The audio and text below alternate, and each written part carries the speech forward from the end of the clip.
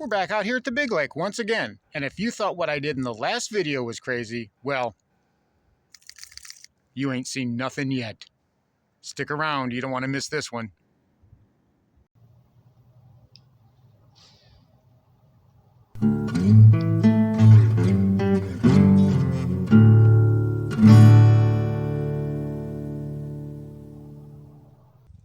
Now before we get started with today's video, here's the featured comment. For your chance to be the featured comment in an upcoming video, all you got to do is leave a comment. Now, on to the video. Welcome back to Lowbrow Fishing. And if you saw the last video, which thousands of you did, thank you so much for blowing that video up. But you saw a rig that I'm calling the Freak, where I took an EWG hook and attached a bladed jig or chatterbait to it using a switchblade. Now I've refined that rig and I'm using something a bit different now, and I'll show you that a bit later in the video, how I've changed it. But today we're talking about this guy right here. And this is another one of my crazy concoctions. As you can see, I've put a switchblade on the front of a custom jerkbait that I painted, but you could do it on any jerkbait. This was a suspending jerkbait. Now, it's got a really good sink to it. It's got really completely different action to it. Now, why would I do something like this?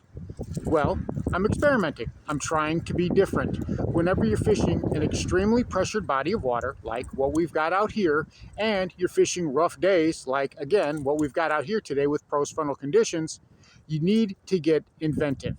Now, most days, like this, I'm not going to be fishing a jerkbait. I won't be fishing something that's so high up in the water column. The fish on a post-frontal day are usually going to be down further in the water column, usually with their bellies closer to the mud, and they're going to be in a much more lethargic mood. That's what makes catching those bass on a high-pressure post-frontal day, especially after a cold front, that's what makes them so challenging. Well, again, like I said, I'm normally not fishing a jerkbait on a day like today, but I've got this on here. Now what this blade does, not only does it change the action, but it turns this from a suspending jerkbait into a sinking jerkbait. And it sinks down in the water how much this looks like a dying shad or shiner or some type of other bait fish, what a realistic presentation this is. It's just so amazing. Even more so than the Freak rig, which has a lot of erratic pops and a lot of erratic twirls. This looks and even feels very similar to a real fish whenever you're doing it on a straight retrieve. And that's some of the retrieves we're going to be talking about. There are several that you can do with this. You can either fish it like you would a normal jerkbait, or you can fish it like you would a square bill. And whenever you do that, it has a tendency to want to nose down and dig in the mud.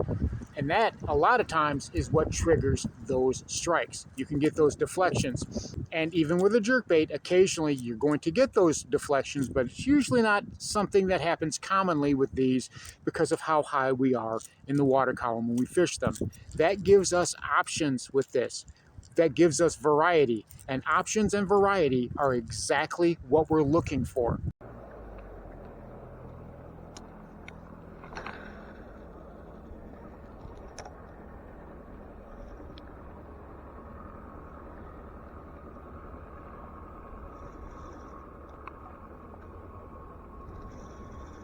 Old two-stroke, looks like a Yamaha.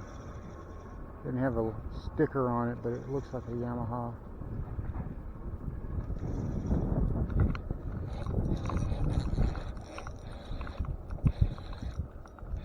Is that junk? No, that's a fish. It's a good one too. Oh, I got him good. All right, well. Dragging the worm, he thumped it really good. All right. And these fish they're not, you knew it was going to be one of those kind of days. Let me get the pliers and get the hook out of your face, buddy. I'm sorry. Let me go ahead and do this. Go ahead and get these old pliers and I'm gonna have to cut the tip off of that dang hook. Hang on. The thing about it is whenever you're having trouble, don't hold the bass by the jaw if you can help it, because that puts strain on them. You want to hold them by the back, and you don't want to grip them as hard as you can. You kind of want to grip them real light. There we go. That's a nice fish right there. Pound and a quarter, pushing a pound and a half. I'm gonna let you go. Beautiful fish. Awesome. Thank you very much for playing. There he goes. Wonderful, wonderful, wonderful. All right. All right, I have got this freak rig. This is the final version of it. I've got a culprit orange and black worm on there, golden black actually. I'm assuming, or I'm hoping, that curly tail is going to really give us some monster action. This is a blade from Barlow's, not just a switchblade, but for making my own jigs. Now, a lot of guys in the last video were asking me why didn't I just use a belly-weighted swim bait. Well, I have something similar here, but with a belly-weighted swim bait, that weight is going to be down here, and that was killing all the action. It wasn't sinking how I wanted it to sink. It was going belly down, and that was essentially killing all the action to it. Oh, lowbrow done did it again, kids.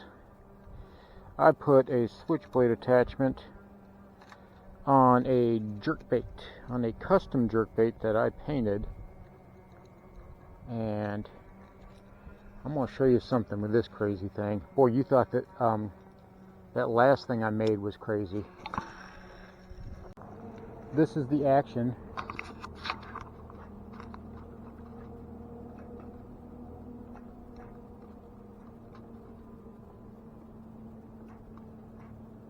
Just kind of, and that's just, you know, little small darts. And it sinks. But when you're popping it up on it,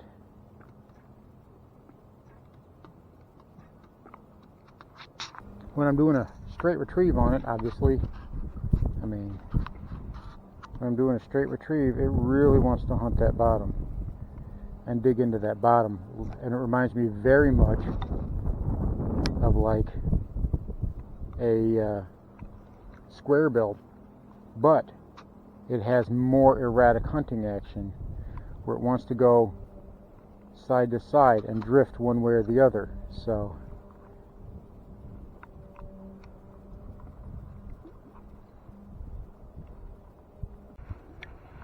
alright, now the way you want to fish this thing is you actually have several different options. When you're casting it, you don't want a whole long line sticking out of your rod tip, because it will have a tendency to helicopter, and the less line you have, the better it seems to keep that from happening. And you want to make sure that you're casting straight up and down. You don't want to have any sideways sidearm motion at all, because this thing really wants to helicopter. Now it's going to sink, so whenever you twitch it like that, it's actually going to cause that bait to pop up toward the surface. So in that aspect, it's a lot like some of the bottom bouncing techniques. I mean, a suspending jerkbait is going to be turned into a sinking jerkbait with this blade attachment. That's just all there is to it. Now, here you see that I'm giving it subtle pops, and I'm just basically popping the slack out of the line. That's all I'm doing. Almost like I would, pretty much almost exactly the same way I would fish a regular jerkbait. And then you just kind of just pop it in the whole way.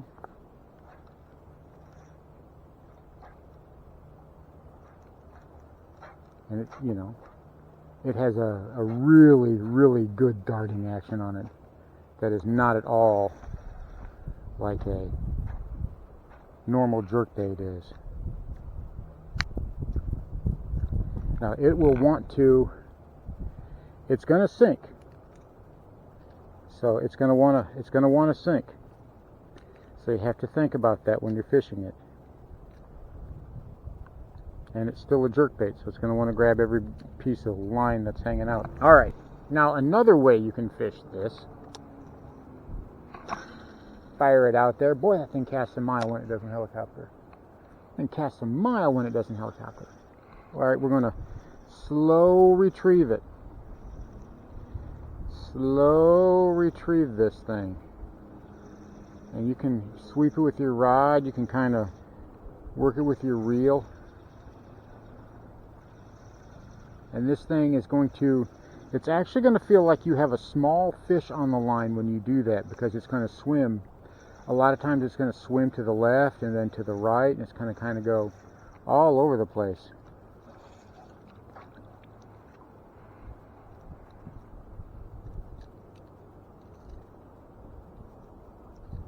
And it's going to want to go down. This thing's going to want to sink when you do that. Again, you want to go straight as you can when you're casting it. And then you just kind of reel it back. I'm not going super fast with it. I'm kind of using my rod tip, and I'm kind of reeling it in. It's almost like it almost feels like you're fighting a fish. Like you're fighting a really little fish.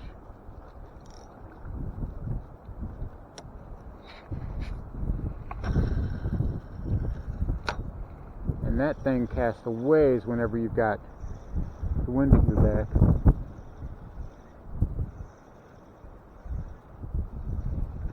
I'm just kind of reeling it in, almost like I would a square bill.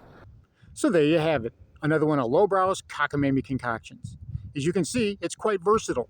You can use it in a variety of situations and with a variety of retrieves. So don't be afraid to experiment and try it out for yourself. I know you're going to like it. Thanks for watching Lowbrow Fishing. We'll catch you in the next one.